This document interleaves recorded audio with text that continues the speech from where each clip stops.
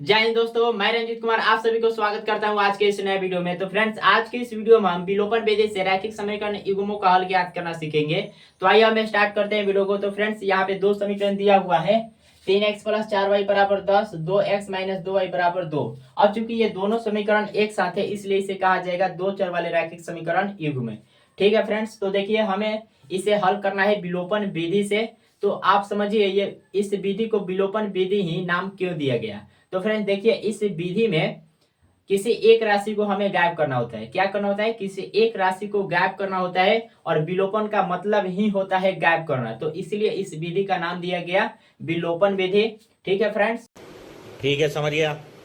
चलिए अब देखिए, चूंकि विलोपन विधि से हल ज्ञात करना है तो हमें ऊपर वाले को समीकरण 1 मान लेना है और नीचे वाले को समीकरण 2 मान लेना है। ठीक है फ्रेंड्स, चलिए अब यहाँ पे विलोपन विधि से हल ज्ञात करने के लिए हमें कुछ बातों को ध्यान में रखना पड़ता है।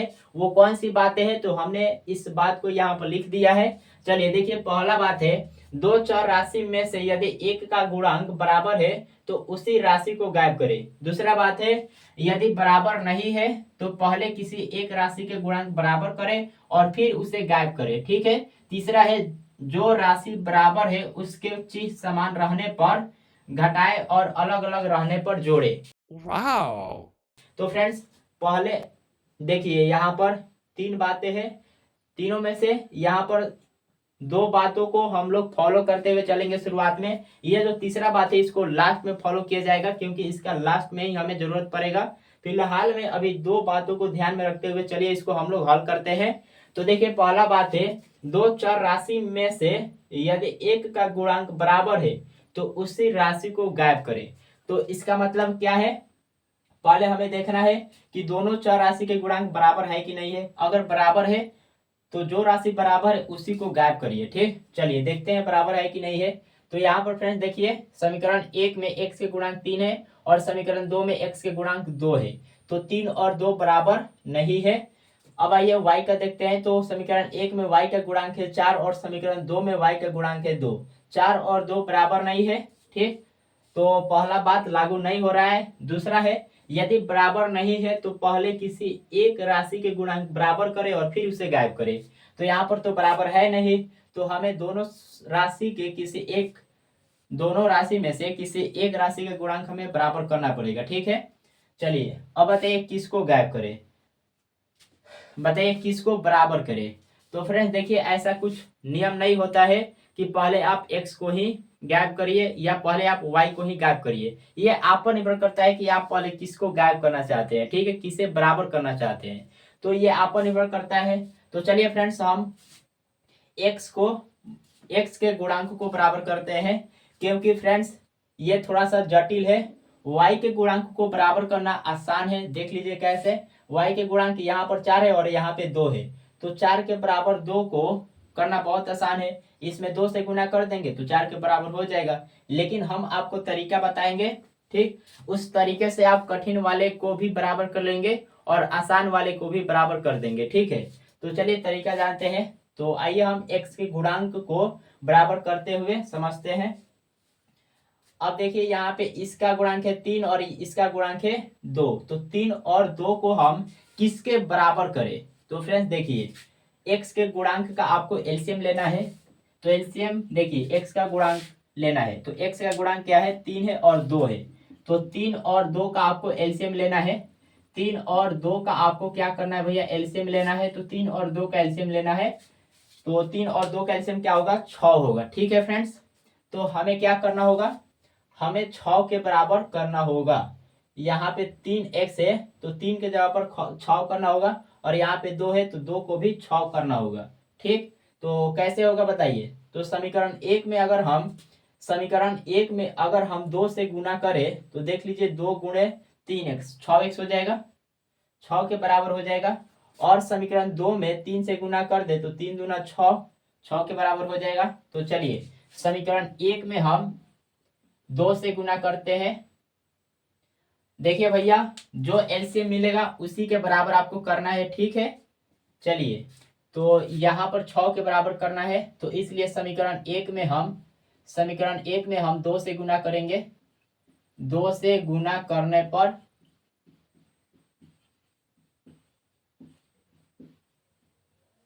चलिए 2 से गुना करिए, तो 2 इंटू 3x प्लस 4y बराबर 2 गुणे 10। अब देखिए फ्रेंड्स, 2 से दोनों तरफ गुना होगा, ठीक। ऐसा नहीं कि केवल आप इस साइड गुना कर लीजिए 2 से और इधर नहीं करिए, ऐसा करेंगे तो गलत हो जाएगा। आपको दोनों तरफ 2 से गुना करना होगा, ठीक है।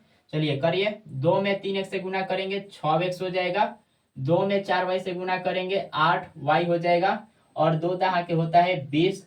अब ये एक नया समीकरण मिला, इसको आपको समीकरण 3 मान लेना है, ठीक है फ्रेंड्स। चलिए, तो समीकरण 1 में हमने 2 से गुना किया और 6 मिल गया x का गुणांक, ठीक है। अब हमें समीकरण 2 में गुना करना है किससे, कि 6 बजे x का गुणांक। तो फ्रेंड्स, हम समीकरण 3 से अगर गुना करें तो 6x आ जाएगा। चलिए, तो समीकरण 2 में हम क्या करते हैं, 3 से गुना कर देते हैं। समीकरण 2 में 3 से गुना करने पर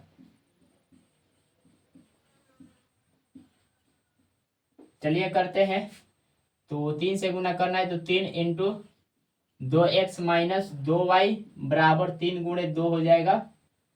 तो 3 में 2x से गुना करेंगे हो जाएगा 6x माइनस 3 में 2y से गुना करेंगे 6y बराबर 3 दूना 6 होता है। ये भी एक नया समीकरण मिला, इसको आपको समीकरण मान लेना है 4, ठीक है फ्रेंड्स।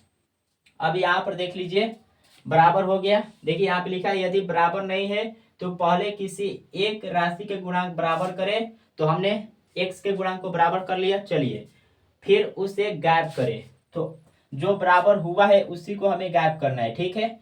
तो देखिए यहाँ पे समीकरण 3 में 6x, समीकरण 4 में भी 6x, ठीक है, बराबर हुआ, तो इसको ही हमें गायब करना है, ठीक। अब गायब करने के लिए जोड़े या घटाए, बताइए, जोड़े या घटाए। तो इसको निर्धारित करने के लिए आइए तीसरा बात को देखते हैं। तो तीसरा बात है, जो राशि बराबर है उसके चिन्ह समान रहने पर घटाए और अलग अलग रहने पर जोड़े, ठीक है।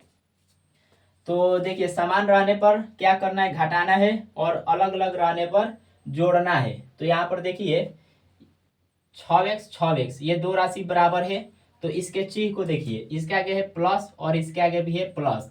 समान राशि देखिए, समान चिन्ह है, प्लस प्लस, ठीक है। चिन्ह क्या है भैया, समान है, तो समान रहने पर क्या करना है, घटाना है। क्या करना है भैया, घटाना है। अगर यहीं पर मान लीजिए रहता माइनस, यहाँ पर मान लीजिए माइनस रहता, तो क्या करेंगे, यहाँ पर देखिए प्लस माइनस अलग अलग चीज हो गया, तो अलग अलग रहने पर क्या किया जाएगा, जोड़ा जाएगा, ठीक है फ्रेंड्स। अब मान लीजिए यहाँ पर अगर रहता माइनस, तो भी चीज क्या है, सेम है, यहाँ पर भी माइनस है, यहाँ पर भी माइनस है, तो सेम रहने पर क्या किया जाएगा, सेम रहने पर घटाया जाएगा। तो भी यहाँ पर हम क्या करते, घटाते।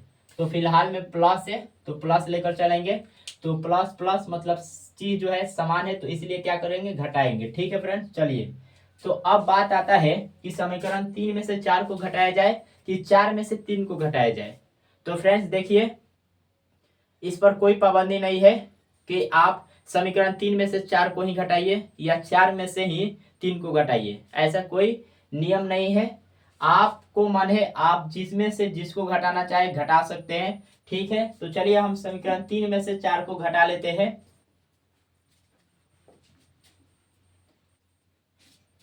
समीकरण 3 में से लिखेंगे यहाँ पे, समीकरण 3 में से 4 को घटाने पर, अब देखिए भैया, हम घटा रहे हैं समीकरण 3 में से 4 को। अगर आपको मन कर रहा है कि हम 4 में से 3 को घटाएंगे तो आप घटा लीजिएगा, आंसर आपका सेम ही आएगा, ठीक है। चलिए, तो समीकरण 3 क्या है, समीकरण 3 है 6x प्लस में 8y बराबर में है 20, यही है ना भैया, हाँ 20 है। चलिए, और समीकरण 4 क्या है, तो समीकरण 4 हमारा ये है 6x माइनस 6y बराबर में 6, यही है। हमें क्या करना है भैया, घटाना है। तो ध्यान रखिएगा भैया, घटाने पर ये जो नीचे वाला पद है इसका चिन्ह बदल जाता है, मतलब जो माइनस होगा वो प्लस में हो जाएगा, जो प्लस में होगा वो माइनस में हो जाएगा, ठीक है।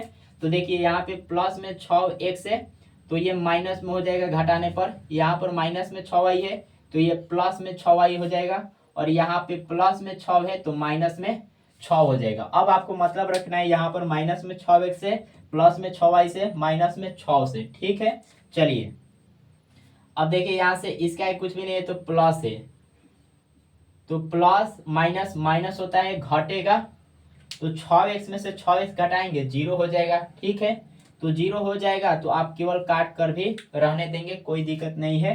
चलिए अब देखिए यहाँ पर इसके आगे प्लस है और इसके आगे प्लस है, प्लस प्लस प्लस होता है मतलब जुटेगा, तो 8 गो y में से 6 गो y जोड़ेंगे, 8y 6y मिलकर कितना हो जाएगा 14y होगा। ठीक है फ्रेंड्स, अब यहाँ पर देखिए इसके आगे प्लस है तो प्लस, और इसके आगे माइनस है तो प्लस माइनस माइनस होता है घटेगा, 20 गो में से 6 को घटाएंगे, बताइए कितना होगा 14 होगा। ठीक है फ्रेंड्स, कितना आएगा 14 आएगा।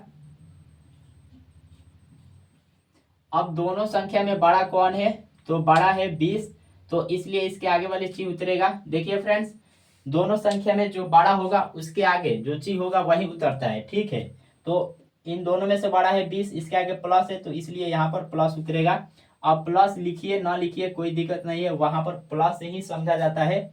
ठीक, अब चलिए क्या मिला है, तो मिला है 14y, यहाँ पर 14y बराबर 14 मिला है, तो यहाँ से y का मान निकल जाएगा, गुना में 14 उधर जाएगा, भाग में चला जाएगा मतलब बट्टा में, तो यहाँ से 14 बट्टा 14 हो जाएगा। ठीक है, अब काट दीजिए, 14 कम 14, 14 कम 14, तो इसलिए यहाँ से y का मान कितना मिलेगा 1/1 का मतलब होता है 1, तो y का मान कितना मिला भैया 1 मिला।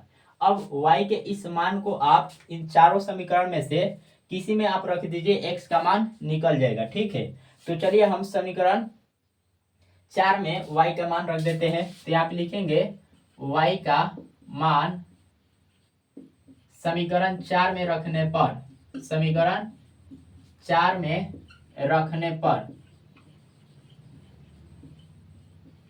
चलिए रखते हैं समीकरण 4 हमारा क्या है देख लीजिए, यहाँ पर 6x माइनस 6y बराबर में 6, यही है, रखिए, तो 6x माइनस 6 गुणे y का मान 1 मिला है बराबर में 6, तो यहाँ से 6x 6 में 1 से गुना करेंगे कितना होगा 6 ही आएगा बराबर में 6, तो यहाँ से 6x देखिए माइनस में 6 है, बराबर के उधर जाएगा प्लस में हो जाएगा, तो 6 प्लस 6 हो जाएगा, तो यहाँ से 6x बराबर 6 मिलकर हो जाएगा 12, तो यहाँ से x का मान क्या निकलेगा, गुना में 6 इधर जाएगा, भाग में मतलब बट्टा में चला जाएगा, तो 12/6 हो जाएगा। ठीक है, अब काट लीजिए, 6 कम 6, 6 दूना 12 होता है, तो इसलिए यहाँ से x का मान क्या मिलेगा भैया, तो इसलिए x का मान मिलेगा 2, तो देख सकते हैं x और y का मान मिल गया,